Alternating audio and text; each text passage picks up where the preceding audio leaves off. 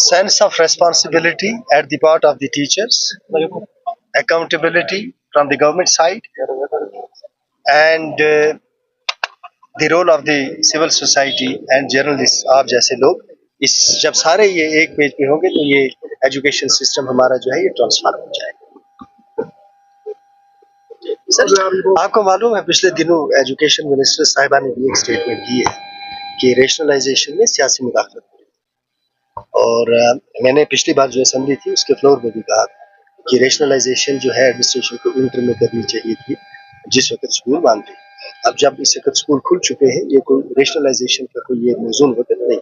اس سلسلے میں ایک سلسلہ جاری ہے. اب میں نے یہاں اساتذہ کرام سے ایک ریکویسٹ کی ہے, آپ بھی یہاں موجود ہیں اور گورنمنٹ سے بھی یہ ریکویسٹ ہے کہ دیکھنا یہ ہے کہ جہاں میں کل ایک اسکول میں تھا, ایک مڈل اسکول ہے اور اس وقت وہاں ایک ہی ٹیچر, ایک مڈل اسکول یہاں لے گیا تھا, یہاں بینکورا ایک گاؤں ہے, وہاں مڈل اسکول ہے, وہاں صرف ایک ٹیچر. تو میرے کہنے کا مطلب ہے کہ جن ٹیچروں کو وہاں آرڈر نکلا تھا جانے کا انہوں نے ابھی کمپلائنس نہیں کیا, تو گورنمنٹ کو اکاؤنٹیبل بنانا پڑے گا.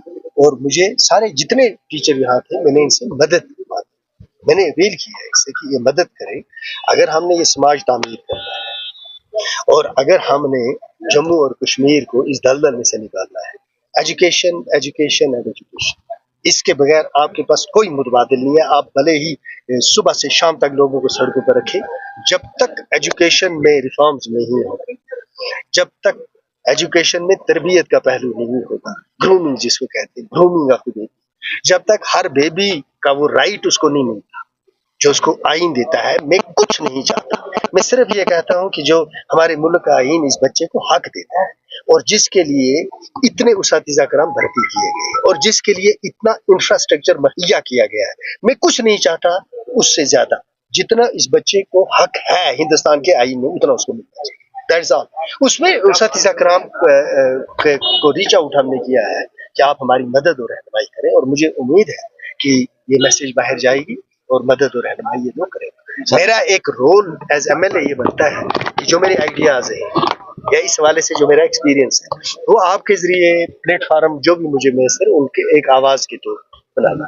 میرے پاس اس پر عمل درآمد کرانے کا کوئی اختیار نہیں ہے, میرا کام ہے آواز اٹھانا, سنو اٹھاتا چاہیں گے تاکہ پوری میں ایک امینڈمنٹ کرنا چاہتا ہوں, چھوٹی سی امینڈمنٹ ہے, کوئی زیادہ بڑی امینڈمنٹ نہیں ہے اس میسج میں. ایک امینڈمنٹ کرنا چاہتا ہوں, مجھے امید ہے کہ اس پہ کام ہوگا. 365 days 24/7 وجیلنٹ رہنا سر.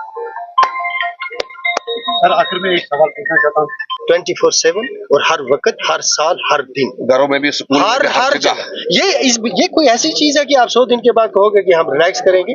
کیسے ریلیکس کریں گے؟ آپ کے ہاں آپ کے اس یہ نہیں دیکھتے ہیں, یہ ہم نہیں دیکھتے اس ہوا میں اسی طرح برائی ہے, یہ ہمیشہ ایگزسٹ کرے گی, اچھائی کے ساتھ کو ایگزسٹ کرے گی. اس میں ہم نے اپنے بچوں کی تربیت ایسی کرنی ہے کہ وہ اچھائی اور برائی میں سے یہ جب بات اس پر آنی ہی نہیں چاہیے, ان کے لیے راستہ ایک ہی ہونا چاہیے اور وہ ہے اچھائی کا, امن کا, ترقی کا, خوشحالی کا, روزگار کا, عزت اور کا. یہ پروگرام جو ہے ان کی سمبولک سگنیفیکینس ہے. ان پروگراموں کو گاؤں کی لیول پہ لینا ہے, مدرس کو ایجوکیٹ کرنا ہے, فادرس کو ایجوکیٹ کرنا ہے, بڑھ باپ شہج نہ ہو, نہ شہج نہ ہو.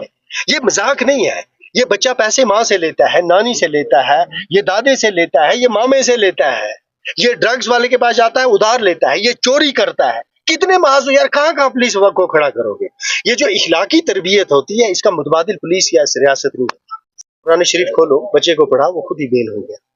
باقی رہا جو قانونی طور بل آئی ہے, جب اس پہ بات ہوگی تو میں وہاں جب بات کروں گا تو اللہ کے فضل سے آپ کا سر اونچا ہوگا, نیچا نہیں ہوگا.